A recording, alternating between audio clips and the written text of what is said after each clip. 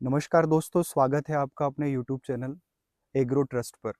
आज मैं आपको दिखा रहा हूँ गेहूं की एक और नई वैरायटी जो कि 1650 से मिलती जुलती है। वैरायटी का नाम है 3385, जैसे HD 3385। और इसके बारे में जो सारी जानकारी, ये जो प्लाट हम लोग देख रहे हैं वो पवन भैया का है। तो पवन भैया जो है वो हमको बताने वाले हैं कि कब इन्होंने लगाया है और कैसी वैरायटी है, और अगर आपको अच्छा उत्पादन लेना है इस वैरायटी का तो आपको क्या क्या चीज़ें जो है उनका ध्यान रखना है। पवन भैया, स्वागत है आपका। आप हमको एक बार अपनी जो गेहूं की वैरायटी है इसके बारे में बता दीजिए, इसका सही नाम क्या है।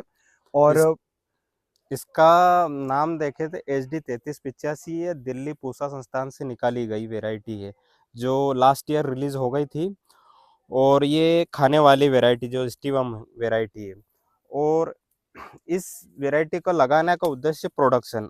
अगर हम ड्यूरम वैरायटी लगाते हैं, अगर खाने वाली वैरायटी लगाते हैं, तो उसमें हमेशा एक इश्यू रहता है कि प्रोडक्शन कम ही आता है उसका। तो उसी का एक अल्टर निकाला है पूसा संस्थान ने, जो HD 3385 के नाम से है।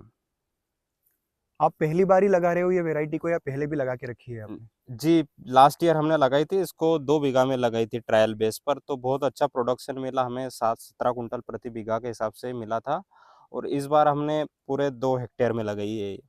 तो जो आपने वो गेहूं का उत्पादन किया था तो सीड तो सारा बेच दिया होगा आपने किसानों को ही? जी, किसानों को बेच दिया और कुछ हमने घर के लिए रखा अच्छा, था। फिर से लगाने के लिए आपने रखा था। जी, क्या बिल्कुल। बीज दर लगाया है आपने, पर बीघा कितना लगाया है? ये हमने 27 से 28 किलो पर केजी प्रति बीघा डाला है। अच्छा, बेसल डोज वगैरह आप बता दीजिए, बहुत सारे किसान जो है वो देख समझ नहीं पाते हैं बेसल डोज वगैरह क्या होता है।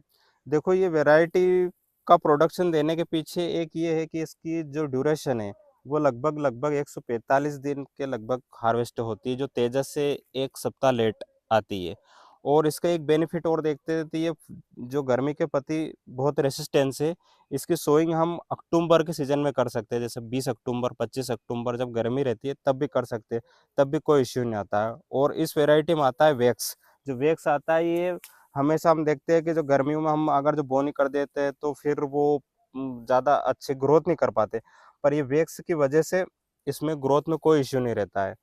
और इसका जो नीचे से अच्छे कल्ले फूटते हैं वो भी अच्छी तादाद में रहते हैं। तना वगैरह कैसा है इसका, तना गिर इसका तो नहीं जाएगा? नहीं नहीं, इसकी हाइट अधिक रहती है।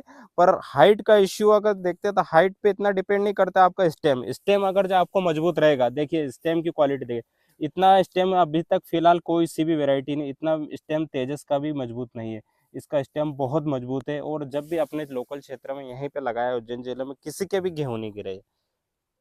तो आप इसको पास करते हो, मतलब किसान जो है इसको लगा किसान सकते हैं? किसानों के लिए बिल्कुल, अगर जो कोई अच्छा प्रोडक्शन लेना चाहता है तो आप लगा सकते हैं खाने इसको। वाली वैरायटी में अच्छा अगर प्रोडक्शन लेना है आपको जी जी, तो आप ये गेहूं लगा सकते हैं। लगा सकते हैं, बिल्कुल लगा सकते हैं।